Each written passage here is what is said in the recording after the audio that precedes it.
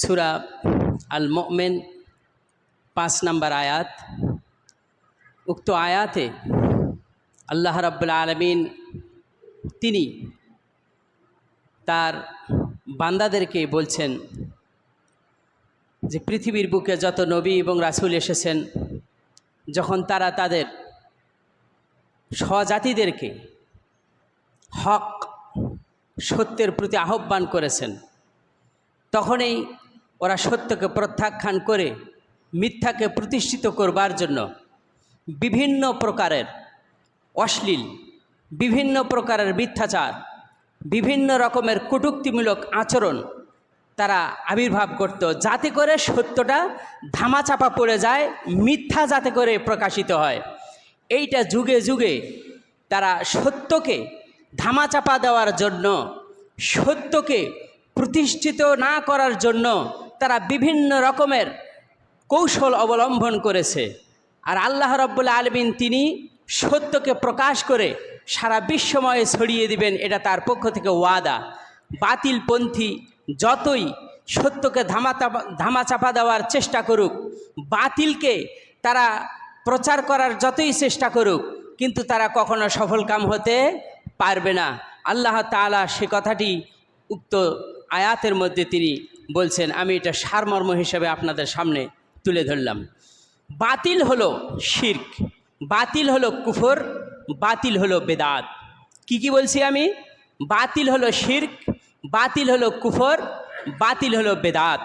বর্তমানে বেদাতকে প্রতিষ্ঠা করবার জন্য এক শ্রেণীর আলেম, এক শ্রেণীর নেতা, এক শ্রেণীর আলেম বেশধারী কিছু মানুষ তারা সত্যকে, সুন্নতকে ধামাচাপা দেওয়ার জন্য, বাতিলকে প্রতিষ্ঠিত করবার জন্য উঠে পড়ে লেগেছে। তাদের জন্য এই উদাহরণটি একেবারেই প্রস্ফুটিত। সূর্য যেরকম সকালবেলা পূর্ব দিকে উদিত হয়, অনুরূপভাবে তাদের জন্য এখানে তাদের যে আচরণটি বলা হয়েছে, এই আচরণটি তাদের জন্য সুস্পষ্ট, একেবারে সূর্যের ন্যায় উজ্জ্বল। আল্লাহ রাব্বুল আলামিন আমাদেরকে কথাগুলি বুঝার এবং পালন করার তৌফিক দান করুন, সকলে বলি আমিন। যুগে যুগে এই ষড়যন্ত্র মানুষেরা করে এসেছে ইসলামের বিরুদ্ধে, কোরআনের বিরুদ্ধে, আল্লাহ তাআলার বিরুদ্ধে, রাসূলদের বিরুদ্ধে। এই ষড়যন্ত্র এখন পর্যন্ত চলছে। যারা দিনের দাওয়াত দেয়, যারা দিনের প্রতি মানুষদেরকে আহ্বান করে, দিন বলতে ইসলাম, ইসলামকে প্রতিষ্ঠার জন্য মানুষদেরকে আহ্বান করে, ইসলামের দিকে আসার জন্য আহ্বান করে, তখনই বাতিল কিছু লোক, বাতিল কিছু নেতা নেত্রী, বাতিল কিছু মানুষ এই সত্যকে ধামাচাপা দেওয়ার জন্যই তারা এই ধরনের কৌশল অবলম্বন করে। আল্লাহ পাক তিনি বলছেন, কাযযাবাত ক্বাবলাহুম কওমু নূহিন ওয়াল আহযাবু মিন বা'দিহিম ওয়া হাম্মাত কুল্লু উম্মাতিন বিরাসূলিহিম লিয়াখুযুহু ওয়া জাদালু বিল বাতিলি লিইউদহিযু বিহিল হক। আল্লাহ পাক তিনি বলছেন, কাযযাবাত ক্বাবলাহুম কওমু নূহ, নবী আপনার পূর্বে যে নূহ আলাইহিস ইসলামকে যে সম্প্রদায়ের কাছে পাঠিয়েছিলাম, সেই সম্প্রদায়ের লোকেরা নূহকে মিথ্যা প্রতিপন্ন করেছে। ওয়াল আহযাবু মিন বা'দিহিম, নূহের পরে আরও যত সম্প্রদায় এসেছে তারাও তাদের রাসূলদেরকে মিথ্যা প্রতিপন্ন করেছে। শুধু এতেই শেষ নয়, আরও কি করেছে? ওয়া হাম্মাত কুল্লু উম্মাতিন বিরাসূলিহিম, প্রত্যেক জাতি তাদের রাসূলদের উপরে তারা হামলা চালিয়েছে, তাদেরকে লিয়াখুযুহু, তাদেরকে আবদ্ধ করেছে, হামলা চালিয়েছে, তাদের বিরুদ্ধে চক্রান্ত করেছে। কারণটা কি? ওয়াজাদালু বিল বাতিল, বাতিল মিথ্যাকে নিয়ে তাদের সাথে ঝগড়া বিবাদে লিপ্ত হয়েছে। মিথ্যাকে প্রতিষ্ঠিত করবার জন্য রাসূলদের বিরুদ্ধে তর্কে লিপ্ত হয়েছে। এরপরে কিসের জন্য? আল্লাহ পাক তিনি লিইউদহিযু বিহিল হক, সত্যকে যাতে ব্যর্থ করে দেওয়া যায়, আল্লাহর আনুগত্যকে যাতে ব্যর্থ করা যায়, ইসলামকে যাতে ব্যর্থ করা যায়, ইসলাম প্রচারে যাতে ব্যর্থ করা যায়, এই দুর্বিসন্ধি তারা করেছে। আল্লাহ পাক তিনি বলছেন ফাআখাযতুহুম, এরপর আমি তাদেরকে পাকড়াও করলাম। ফাকাইফা কানা ইকাব, আমার পাকড়াও, আমার শাস্তি তাদের জন্য কী রকম ছিল। এটা হলো আয়াতের সরল তর্জমা অর্থ। আল্লাহ পাক তিনি বলছেন, আমি এই কুরাইশ বংশের আগে যারা এসেছিল, নূহের সম্প্রদায় নূহকে মিথ্যা প্রতিপন্ন করেছে, তারপরে আরও যারা এসেছে তারাও তাদের সম্প্রদায়কে মিথ্যা প্রতিপন্ন করেছে। এতেই শুধু শেষ নয়, আরও কি করেছে, যে তাদের উপর আক্রমণ করেছে, হামলা চালিয়েছে, যাতে করে সত্যকে ব্যর্থ করে মিথ্যাকে প্রতিষ্ঠিত করা যায়। এই জন্যই তারা হামলা চালিয়েছে, বিভিন্নভাবে কূটতর্কের অবতার করেছে। তাদের প্রশ্নের জবাব দিয়েই যেতে শেষ করে না যায়, সত্য কখন বলবে, এই জন্যই তারা প্রশ্নের উপর প্রশ্ন, চক্রান্তের উপর চক্রান্ত তারা শুরু করে দিয়েছিল নবীদের প্রতি। আল্লাহ পাক সে কথাটাই তিনি বলছেন। আমাদের নবী হযরত মুহাম্মদ মুস্তাফা সাল্লাল্লাহু আলাইহি ওয়াসাল্লাম তিনি ইসলামের দাওয়াত দিতে গিয়ে তার উপরে ভীষণ ঝড়ঝাপটা এসেছে, তার উপরে চক্রান্ত, তার বিরুদ্ধে অনেকেই চক্রান্ত করেছে, তাকে গালিগালাজ করেছে, তাকে গালমন্দ করেছে, এইভাবে করে তার সাথে অনেক খারাপ আচরণ করেছে। আল্লাহ রাব্বুল আলামিন তিনি সেই কথাটাই সূরা ইয়াসিনের ভিতরে তিনি বলছেন, ইয়া হাসারাতান আলাল ইবাদি মা ইয়াতিহিম মির রাসূলিন ইল্লা কানু বিহি ইস্তাহজিউন। বান্দার জন্য আফসোস, আল্লাহ বলছে, আল্লাহ তার বান্দার জন্য যে শব্দ প্রয়োগ করলেন সেটা হলো ইয়া হাসরাতান আলাল ইবাদ, বান্দার জন্য আফসোস, মা ইয়াতিহিম মির রাসূলিন ইল্লা কানু বিহি ইস্তাহজিউন।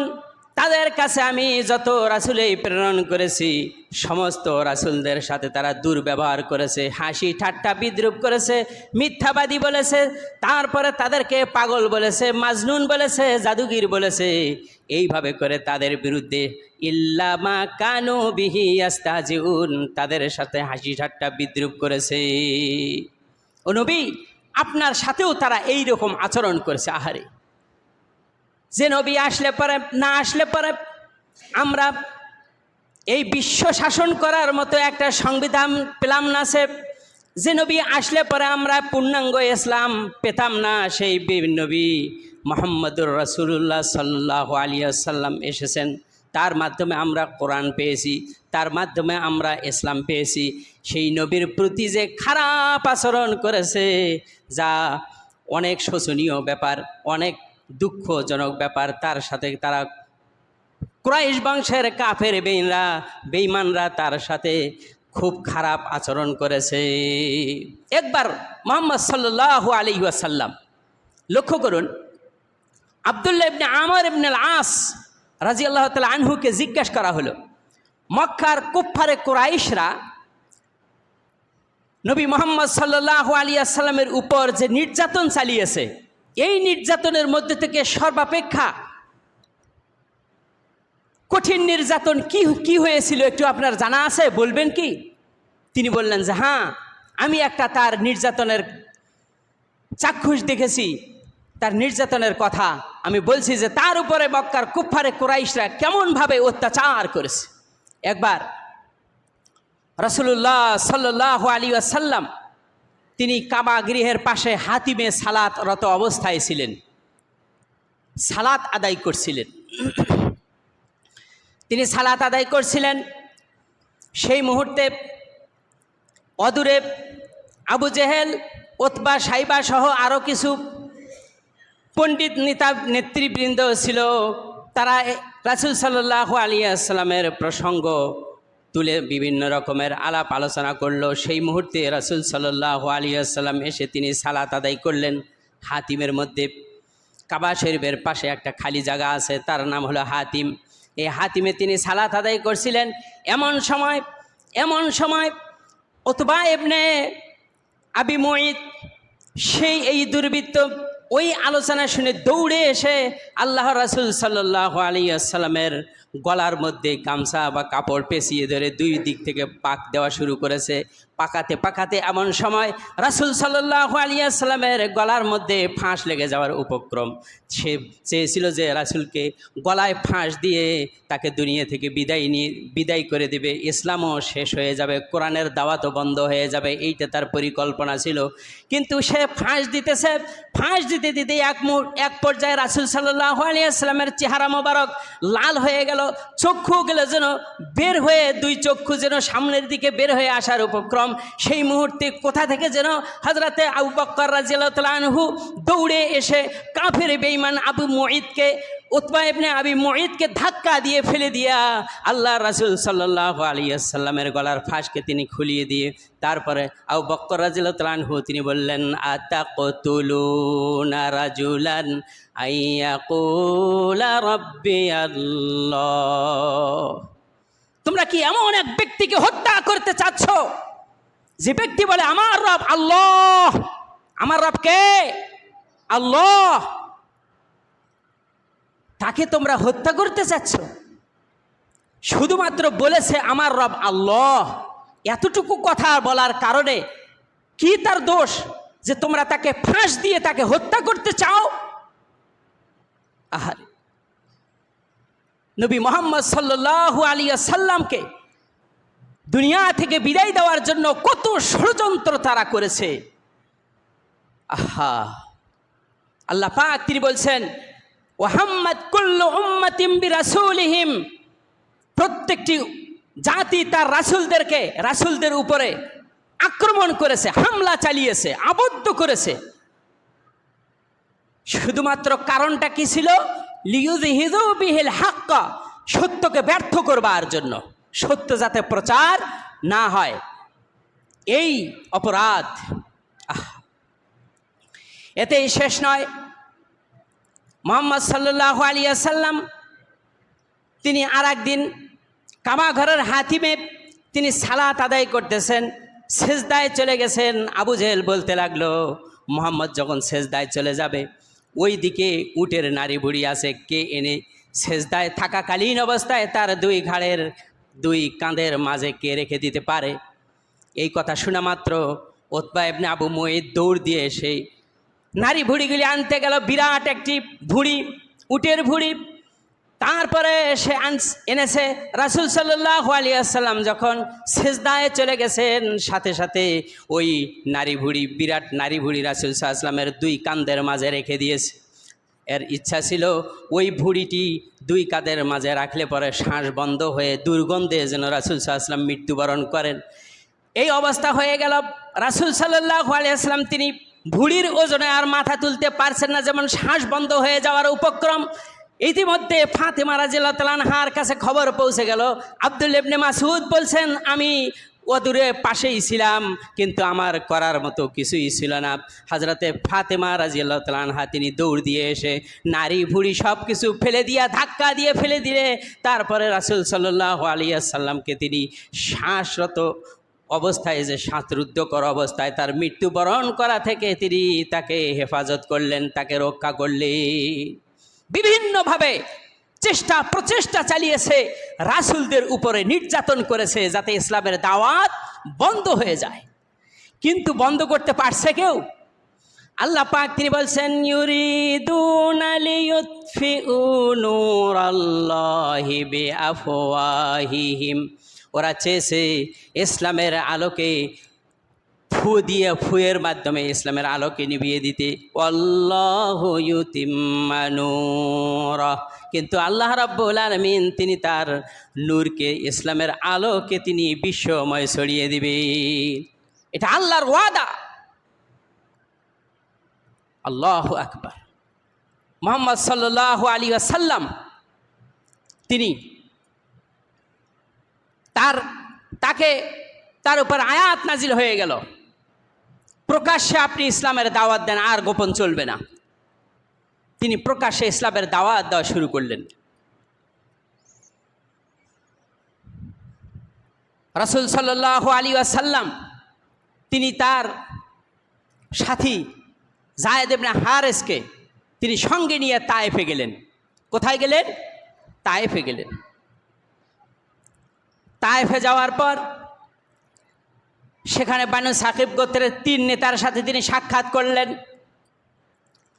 এই 3 নেতার সাথে সাক্ষাৎ করে তিনি আলাপ আলোচনা করলেন, ইসলামের ছায়াতলে আসুন, আল্লাহ রাব্বুল আলামিন তিনি তোমাদের সুখ শান্তি দান করবেন। এইভাবে করে তিনি আরও বললেন যে ইসলামের উপকার করো, সাহায্য করো, এক আল্লাহর আনুগত্য করো। তাদের 3 জনের একজন বলতে লাগলো যে কাবার গিলাফ ছিঁড়ে ফেলবো, কাবার গিলাফ আমি ছিঁড়ে ফেলবো যদি আল্লাহ তোমাকে রাসূল করে পাঠিয়ে থাকেন। আর একজন বলল যে মক্কার মধ্যে আর কোনো মানুষ পাই নাই যে আল্লাহ তাকে রাসূল হিসেবে পাঠাবেন, যে তোমার মতো একজন গরিব একজন এতিমকেই কি আল্লাহ দেখলো যে রাসূল করে তোমাকে পাঠিয়ে দিল। আর একজন বলল, তৃতীয় নেতা বলল যে তোমার সাথে আমার কথা বলার ইচ্ছাই নাই, কারণ হলো তুমি যদি সত্যিকারের নবী হয়ে থাকো তাহলে তোমার বিরোধিতা করলে আমার বিপদ হতে পারে, আবার তুমি যদি আল্লাহ তাআলা সম্পর্কে মিথ্যা বলতে থাকো তাহলে তোমার ব্যাপারে আমার কোনো মন্তব্য নাই, আমি তোমার সাথে কোনো কথাই বলবো না। এই 3 নেতার সাথে আলোচনা করে তিনি 3 দিন ধরে বুঝালেন, কিন্তু তারা বুঝলো না। সেখান থেকে তিনি অন্য লোকদের কাছে চলে গেলেন, তাদেরকে বুঝালেন আল্লাহ এক, অদ্বিতীয়, তার কোনো শরিক নাই, ইসলামের ছায়াতলে আসো, ইসলামকে সাহায্য সহযোগিতা করো। আহারে, তায়েফের কি মর্মান্তিক ঘটনা! বিশ্বনবী মুহাম্মদ রাসূলুল্লাহ সাল্লাল্লাহু আলাইহি ওয়াসাল্লাম যায়েদকে সাথে নিয়ে সাধারণ ব্যক্তিদের কাছে গেলেন, 10 দিন ধরে তাদেরকে বুঝালেন, তারা বুঝলো না।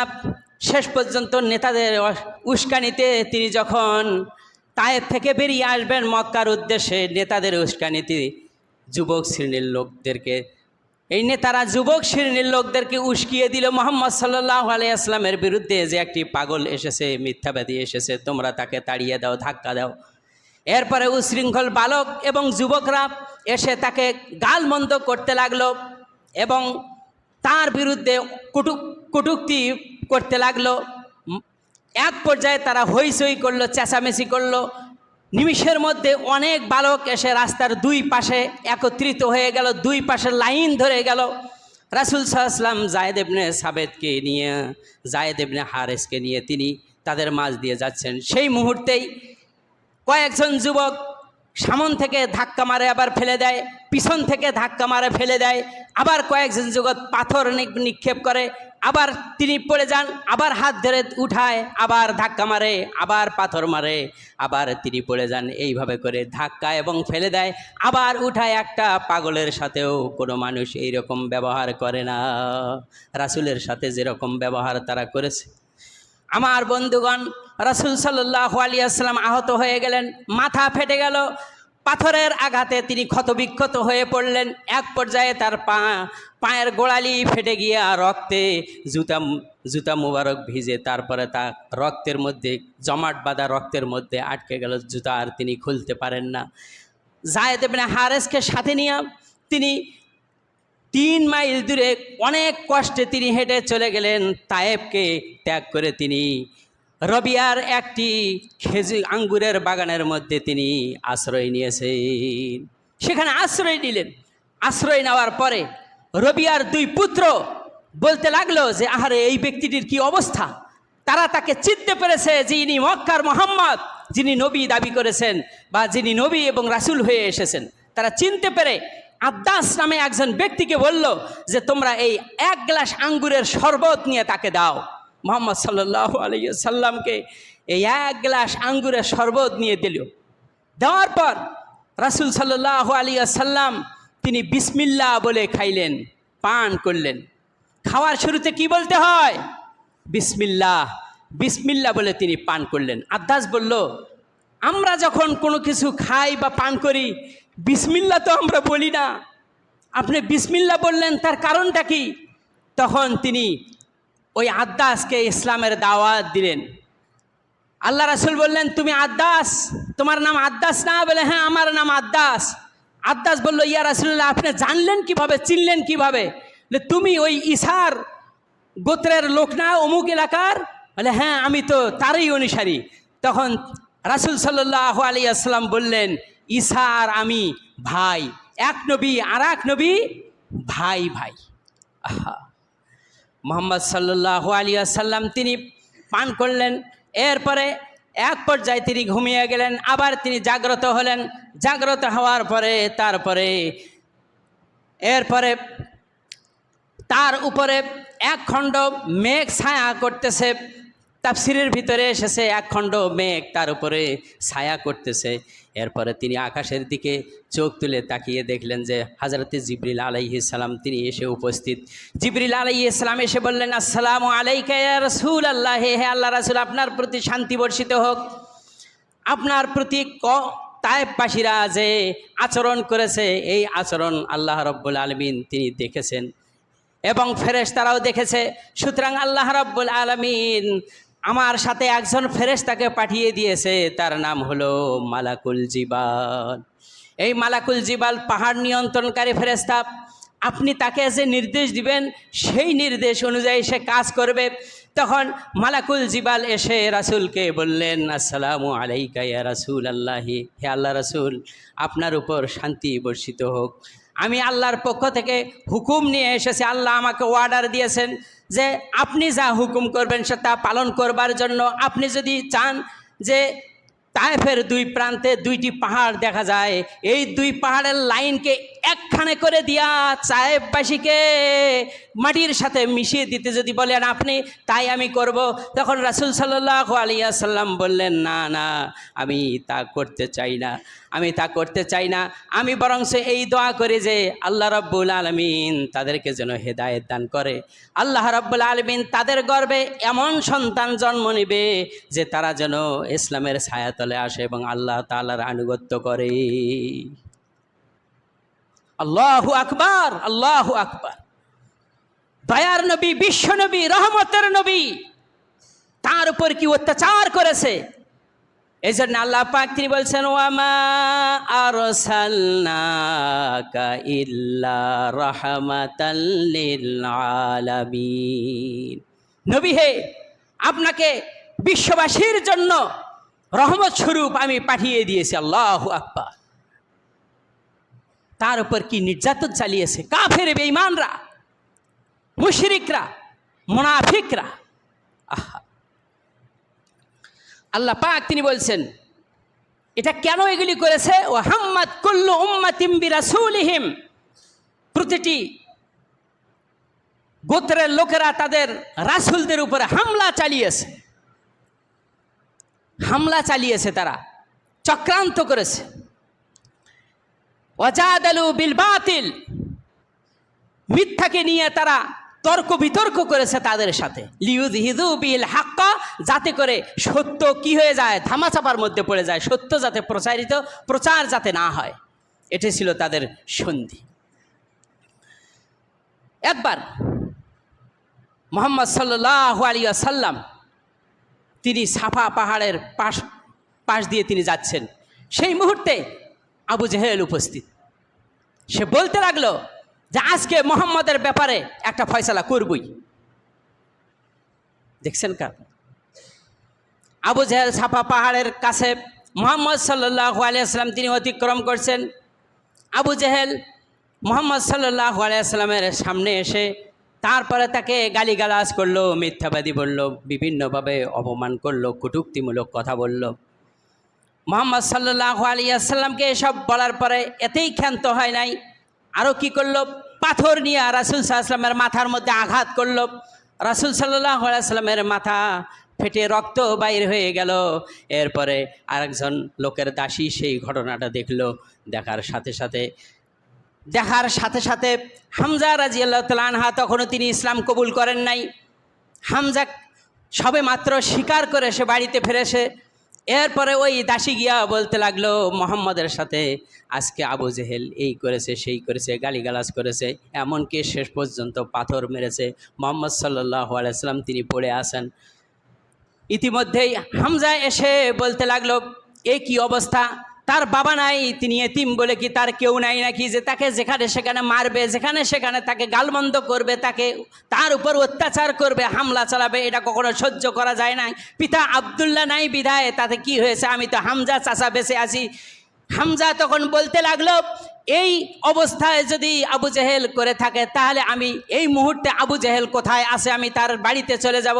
তিনি খুঁজতে খুঁজতে দেখেন সে কাবার পাশে, কাবা শরীফের পাশে গিয়া সে আবু জেহেলকে লক্ষ্য করে বলল, এ গুজ্জদার থেকে বায়ু নিক্ষেপকারী, এ গুজ্জদার থেকে বায়ু ত্যাগকারী, আমার কথা শুনে রাখ, তুই মনে করেছিস মোহাম্মদের কেউ নাই, সে আজকে এতিম হয়ে গেছে বিদায় যেখানে সেখানে তার উপরে অত্যাচার করবি, যেখানে সেখানে পাথর মারবি আর গালিগালাজ করবি। শুনে রাখ, মোহাম্মদের পিতা আব্দুল্লাহ নাই বিদায়কে হামজা মরে যায় নাই, হামজা যতদিন জীবিত আছে মোহাম্মদের শরীরে একটা আঘাত লাগাতে পারবি না।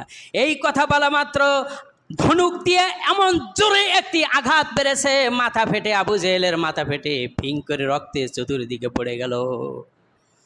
মোহাম্মদ সাল্লাল্লাহু আলাইহি ওয়াসাল্লামের কাছে হামজা ফিরে আসলো, বলল, ভাতিজা, তোমাকে যে আবু জেহেল গালমন্দ করেছে, আবু জেহেল তোমাকে যে আঘাত করেছে, তার বদলা আমি নিয়ে এসেছি। মোহাম্মদ সাল্লাল্লাহু আলাইহি ওয়াসাল্লাম বললেন, চাচাজি কি বদলা নিয়ে এসেছেন আর কি করে এসেছেন এটা আমার দেখার বিষয় নয়, আমাকে আপনি খুশি করতে পারবেন না, তবে খুশি করতে পারবেন আপনি একটি বারের জন্য বলুন, আশহাদু আল্লাহ ইলাহা ইল্লাল্লাহু ওয়া আশহাদু আন্না মুহাম্মাদান আবদুহু ওয়া রাসূলুহু। কালিমায়ে শাহাদাত, কালিমায়ে তয়্যিবা পাঠ করলেন, মুসলমান হয়ে গেলেন হামজা রাদিয়াল্লাহু তাআলা আনহু। আল্লাহ আল্লাহ নবীদের প্রতি অত্যাচার করেছে আল্লাহ, সেই কথাটাই এ অত্র সূরার 5 নম্বর আয়াতে তিনি বলছেন, মুহাম্মদ কুল্লু উম্মাতিন বিরাসূলিহিম, প্রত্যেক জাতি তাদের রাসূলদের উপরে আক্রমণ করেছে, ষড়যন্ত্র করেছে, সত্য যাতে প্রতিষ্ঠিত হতে না পারে এই জন্যই ষড়যন্ত্র তারা করেছে, মারছে, গালমন্দ করেছে, মিথ্যাবাদী বলেছে, পাগল বলেছে, মাজনুন বলেছে, জাদুকির বলেছে, শেষ পর্যন্ত হাত পর্যন্ত উঠাছে রাসূলের উপরে। আহা, এই পৃথিবীতে সব থেকে পুরাতন একটা যন্ত্র আছে, তার নাম কি জানেন? সব থেকে পুরাতন যন্ত্র, তার নাম হলো ষড়যন্ত্র, যা সার্ভিসিং ছাড়াই এ পর্যন্ত চলে আসছে, আরো চলতেই থাকবে। যুগের পর যুগ ধরে যত নবী রাসূল এসেছেন, ইসলামের দাওয়াত দিয়েছেন, তাদের মধ্যে বা তাদের উপর ষড়যন্ত্র করেছে বাতিলপন্থীরা। আজকে ষড়যন্ত্রের শিকার হচ্ছে না আলেম ওলামারা? এই পুরাতন একটি যন্ত্র, তার নাম হলো ষড়যন্ত্র। যখন এই হক কথা বলবে, যখন এই শিরকের বিরুদ্ধে কথা বলবে, যখন এই বিদআতের বিরুদ্ধে কথা বলবে, যখন এই সুদের বিরুদ্ধে কথা বলবে, যখন এই ঘুষের বিরুদ্ধে কথা বলবে, তখনই তাদের উপরে আক্রমণ, তখনই তাদের উপর হামলা, তখনই তাদের উপর মামলা। আহা, লিয়ুযহিদু বিহিল হক, সত্যকে ধামাচাপা দেওয়ার জন্যই এই পরিস্থিতি। বাস্তব একটা আমি উদাহরণ দেই, লক্ষ্য করুন, বাস্তব একটা উদাহরণ দেই। আপনার বর্তমান বিশ্বে সমস্ত বিদ্বানদেরকে কাজ করছে কে? ডক্টর জাকির নায়েক। তার বাড়ি কোথায়, জন্মস্থান কোথায়? ভারতের মুম্বাই। তিনি মূলত ছিলেন পেশায় ডাক্তার।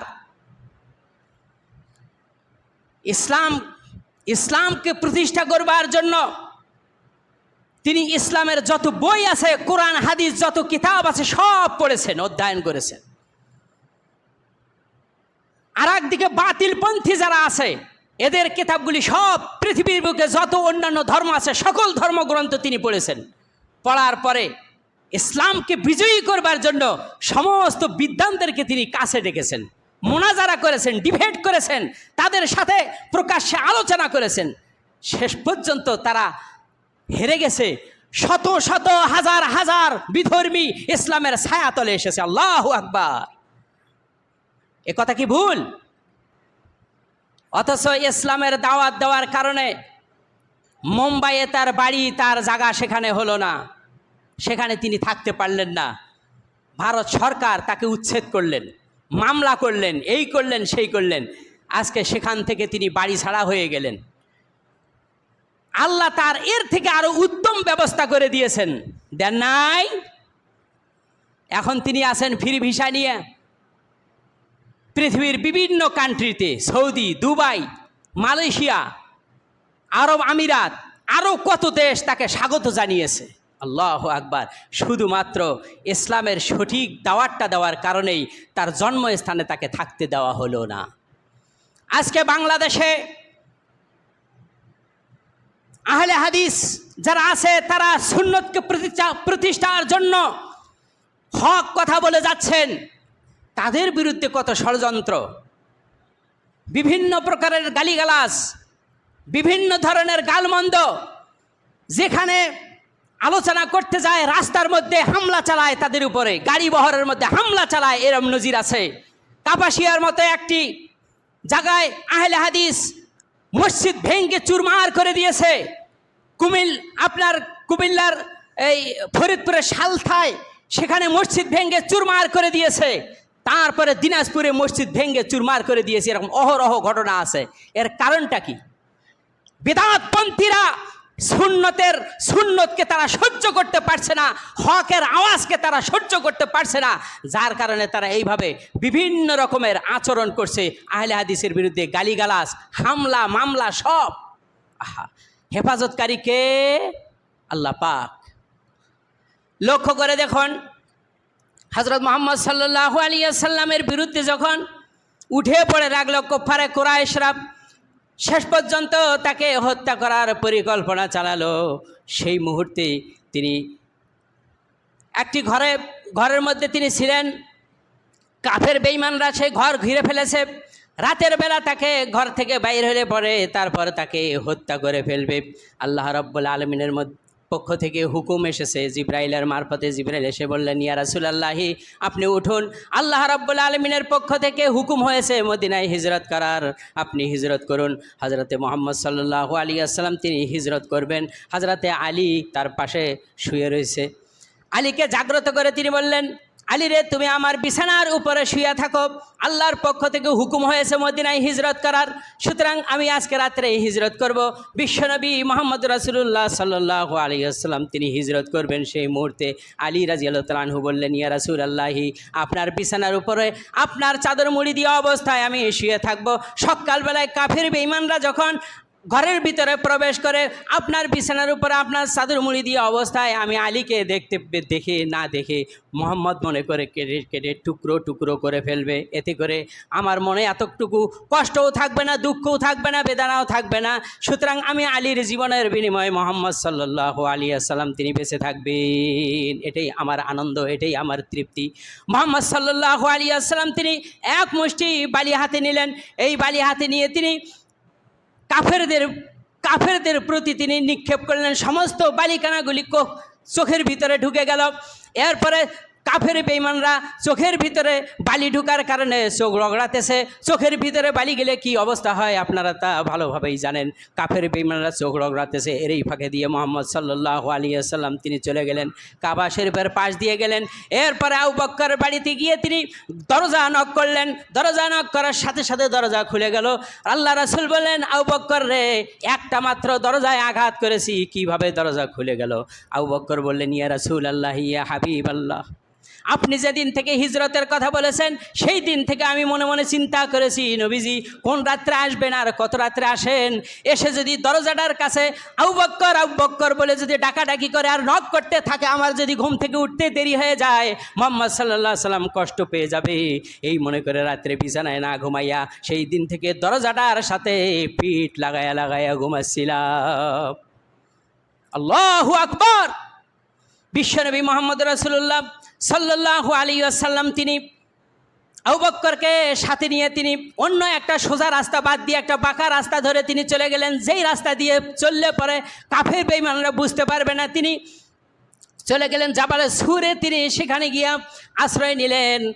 হযরতে আবু বকর রাদিয়াল্লাহু আনহু বললেন, ইয়া রাসূলুল্লাহি, গর্তটি, এই গুহাটি অনেক অপরিষ্কার, আমি একটু পরিষ্কার করি। এরপরে তিনি পরিষ্কার করলেন। এরপরে গর্তকে তিনি অনেক কিছু দিয়ে তিনি গর্তগুলি বন্ধ করে দিলেন। রাসূল সাল্লাল্লাহু আলাইহি ওয়াসাল্লাম তিনি গর্তে নামলেন, আবু বকরও নামল। এরপর রাসূল সাল্লাল্লাহু আলাইহি ওয়াসাল্লাম বললেন, আবু বকর, ক্লান্ত হয়ে পড়েছি, অনেক দূরের রাস্তা হেঁটে এসেছি, ক্লান্ত হয়ে পড়েছি, তুমি একটু বসো, তোমার উরুর উপরে আমি মাথা রেখে আমি ঘুমিয়ে যাই। হযরত আবু বকর বসলেন। তারপরে উরুর উপরে মাথা রেখে রাসূল সাল্লাল্লাহু আলাইহি ওয়াসাল্লাম ঘুমিয়ে গেলেন। অনেকগুলি গর্ত ছিল, একটা গর্ত বন্ধ করতে পারেন নাই। ওই গর্তের মধ্যে তিনি আঙ্গুল ঢুকিয়ে দিয়ে তিনি তা বন্ধ করার চেষ্টা করেছেন। ওই ছিদ্র পথে সাপ এসে আবু বকরকে দংশন করেছে। আবু বকর এই বিষের যন্ত্রণায় তিনি অস্থির হয়ে গেছেন, চোখ দিয়ে দরদর করে পানি পড়ে। সেই মুহূর্তে আবু বকরের এক ফোঁটা পানি রাসূল সাল্লাল্লাহু আলাইহি ওয়াসাল্লামের চেহারা মোবারকে পড়ে গেল। আল্লাহ রাসূল জাগ্রত হয়ে বললেন, আবু বকর, তুমি কাঁদছো কেন বলো? আবু বকর বললেন, ইয়া রাসূলুল্লাহি, ইয়া রাসূলুল্লাহি, বাড়ির মহব্বতে কান্দিনা, সন্তানের মহব্বতে কান্দিনা, ওই গর্ত দিয়ে সাপ এসে আমাকে দংশন করেছে, তাই কান্দি, বিষের জ্বালা আর সহ্য হয় না ইয়া রাসূলুল্লাহি। আল্লাহ রাসূল বললেন, আবু বকর, তুমি একটু আগেই এই কথাটা বললেই তো পারতে। রাসূল সাল্লাল্লাহু আলাইহি ওয়াসাল্লাম মুখ থেকে থুথু বের করে ক্ষতস্থানে লাগিয়ে দিলেন। সঙ্গে সঙ্গে বিষের জ্বালা, বিষের যন্ত্রণা, বিষক্রিয়া বন্ধ হয়ে গেল। আগের থেকেও তিনি সুস্থ হয়ে গেলেন। এরপরে কাফের বেঈমানরা খুঁজতে খুঁজতে গুহা পর্যন্ত যখন এসে গেছে, তখন আবু বকর বলল, ইয়া রাসূলুল্লাহ, আমরা তো ধরা পড়ে গেলাম। আল্লাহ রাসূল সাল্লাল্লাহু আলাইহি ওয়াসাল্লাম বললেন, আবু বকর, চিন্তা কোনো কারণ নাই, চিন্তা করো না, ওয়ালা তাহজান ইন্নাল্লাহা মা'ানা। ও আবু বকর, আমরা দুইজন নই, আমাদের সাথে আরো একজন আছেন, আল্লাহ। আল্লাহু আকবার, আল্লাহু আকবার। চিন্তা করো না, আল্লাহ আমাদের সাথে আছে। রাসূলকে হত্যা করার কত ষড়যন্ত্র করেছে বেঈমানরা এই যুগে যুগে। সেই সময় যে বেঈমান ছিল এখনো আছে না? আল্লাহ হেফাজতকারী। এই জন্য আল্লাহ পাক তিনি বলছেন, ওয়াকানা হাক্কুন আলাইনা নাসরুল মুমিনিন, মুমিনদের জন্য হক, আল্লাহ তাআলার জন্য হক মুমিনদেরকে সাহায্য করা। যখন বান্দা আল্লাহর উপর ভরসা করে তখন বান্দার সাহস বেড়ে যায়। আল্লাহ আমাদের সকলকে কবুল মঞ্জুর করেন, সকলে বলি আমিন। এরপরে আল্লাহ পাক তিনি বলছেন, যুগে যুগে যত পয়গম্বর, যত নবী রাসূল আমি পাঠিয়েছি তাদের উপর হামলা চালিয়েছে, শুধু এতটুকুনই কারণে যে আমার রব আল্লাহ এই কথাটা বলছে, আর আল্লাহ তাআলার তাওহীদের দাওয়াত দিয়েছে, এক আল্লাহর আনুগত্যের দাওয়াত দিয়েছে, সহ্য করতে তারা পারে নাই। লিইউযহিরু বিহিল হাক্কা, সত্যকে তারা ব্যর্থ করবার জন্য এই ধরনের চক্রান্ত করেছে। আল্লাহ পাক তিনি বলছেন, ফাআখাযতুহুম, এরপর আমি তাদেরকে পাকড়াও করলাম। যখন আমার নবীদের সাথে বেয়াদবি করেছে, চক্রান্ত করেছে, তাদেরকে যখন হামলা চালিয়েছে তাদের উপর আমি পাকড়াও করেছি। নূহ আলাইহিস সালামের উপর যখন হামলা চালিয়েছে, বন্যা দিয়ে শেষ করে দিয়েছি। মুসা আলাইহিস সালামের উপর হামলা যখন চালিয়েছে তখন ফিরআউনের গোষ্ঠী সুদ্ধা পানিতে চুবায়া আমি শেষ করে দিয়েছি। ইব্রাহিম আলাইহিস সালামের উপর যখন হামলা চালিয়েছে, জুতা পেটা করে দুনিয়া থেকে নমরুদকে আমি বিদায় দিয়েছি। মুহাম্মদ সাল্লাল্লাহু আলাইহি ওয়াসাল্লামের উপর যখন আবু জেহেল হামলা করলো, আবু জেহেলকে দুনিয়া থেকে আমি বিদায় দিয়েছি। আবু জেহেলের বাড়ি এখন পর্যন্ত আছে কিনা কন? আজ পর্যন্ত কোনো মানুষের কলিজায় এ সাহস আসবে না যে আবু জেহেল হলো আমার আত্মীয়। এ কথা বলতে কেউ পারবে? যে আমার মামাতো ভাইয়ের খালাতো নানার শ্বশুর, এ ধরনের সম্পর্ক দেখাতে পারবে কেউ? কেউ পারবে না। ওর বংশ আল্লাহ সাফ করে দিয়েছে। এমনকি সারা বিশ্ব থেকে যত হাজী সাহেব আসে, সৌদি গভর্নমেন্ট এই আবু জেহেলের বাড়িতে হাজার খানেক হাজার হাজার পায়খানা তৈরি করে দিয়েছে। গোটা বিশ্ব থেকে যত হাজী আসে তারা সকলেই ওই আবু জেহেলের বাড়িতে গিয়ে ইচ্ছা মতো মনের সুখে পায়খানা করে, ঠিক কিনা কন? যদি পায়খানা নাও আসে তারপরেও একটু গিয়ে সময় কাটায়, আহা করে, তারপরে সময় কাটিয়ে তারপর আসে। বিদায় করে দিয়েছেন এদেরকে। যত ষড়যন্ত্রকারী আছে, একটা ষড়যন্ত্রকারীও পৃথিবীর বুকে টিকতে পারবে না। আবু জেহেলের আদালতে রাসূল ছিলেন নিষিদ্ধ, ফিরাউনের আদালতে ছিল মুসা আলাইহিস সালাম নিষিদ্ধ, আর পরে নমরুদের আদালতে ছিল ইব্রাহিম আলাইহিস সালাম নিষিদ্ধ। কিন্তু আল্লাহ মুসাকে রেখেছেন, ফিরাউনকে বিদায় দিয়েছেন। দেন নাই? ইব্রাহিম আলাইহিস সালামকে ঠিক রেখেছেন, নমরুদকে জুতা পিটা করে শেষ করে দিয়েছেন, দুনিয়া থেকে চিরবিদায় দিয়েছেন। রাসূল সাল্লাল্লাহু আলাইহি ওয়াসাল্লাম ইসলামের দাওয়াত দিয়েছেন, আবু জেহেল জাগায় শেষ। যুগে যুগে যত আবু জেহেল আর ফেরাউন নমরুদ আসবে, এই শিক্ষা তাদেরকে অর্জন করতে হবে। এগুলি দেখে আল্লাহ পাক তিনি বলেন, ফাখাসতুহুম, আমি যখন শাস্তি দিয়ে তাদেরকে পাকড়াও করলাম, ফাকাইফা কানা ইকাব, দেখো আমার শাস্তি, আমার পাকড়াও কত কঠিন। ইন্না বাতশা রাব্বিকা লাশাদীদ, নিশ্চয়ই আমার পাকড়াও খুবই কঠিন। রাসূলের নামকে দুনিয়া থেকে চিরবিদায় দিয়েছিল, কিন্তু আল্লাহ বলছেন ওয়ারাফানা লাকা যিকরাক, ও নবী আপনার নামকে আমি বুলন্দ করে দিলাম। আল্লাহু আকবার। দেখুন না, যখন আজান হয় মাইকে, মুয়াজ্জিনরা আজান দেয়, আল্লাহু আকবার আল্লাহু আকবার বলার পরে তারপরে লা ইলাহা ইল্লাল্লাহ, এরপরে কি বলে? আশহাদু আন্না মুহাম্মাদুর রাসূলুল্লাহ। দেখেন আল্লাহ তার নামকে এখানে রাখছেন কিনা, মুহাম্মদ সাল্লাল্লাহু আলাইহি ওয়াসাল্লামের নাম আছে না? আছে। আল্লাহু আকবার। আল্লাহ বলছেন ওয়ারাফানা লাকা যিকরাক, আমি তোমার নামকে উচ্চ করে দিয়েছি, তোমাকে স্মরণ করবে। আল্লাহ। এরপরে আল্লাহ পাক তিনি বলছেন ওয়াকাযালিকা হাক্কাত কালিমাতু রাব্বিকা আলাল্লাযীনা কাফারু আন্নাহুম আসহাবান নার। দুনিয়াতে এই কাফের বেঈমানগুলিকে আমি লাঞ্ছিত অপমানিত করেছি, তারপরে এদেরকে অপমান করে দুনিয়া থেকে বিদায় দিয়েছি। এরপরে আমার আর একটা কথা হলো, তাদের উপর আমার কথা এটাই হক ছিল, এটাই কথাটাই প্রতিষ্ঠিত ছিল যে এই কাফের বেঈমানদেরকে আল্লাহ রাব্বুল আলামিন কিয়ামতের দিন জাহান্নামের আগুন দিয়ে তাদেরকে শাস্তি দিবে।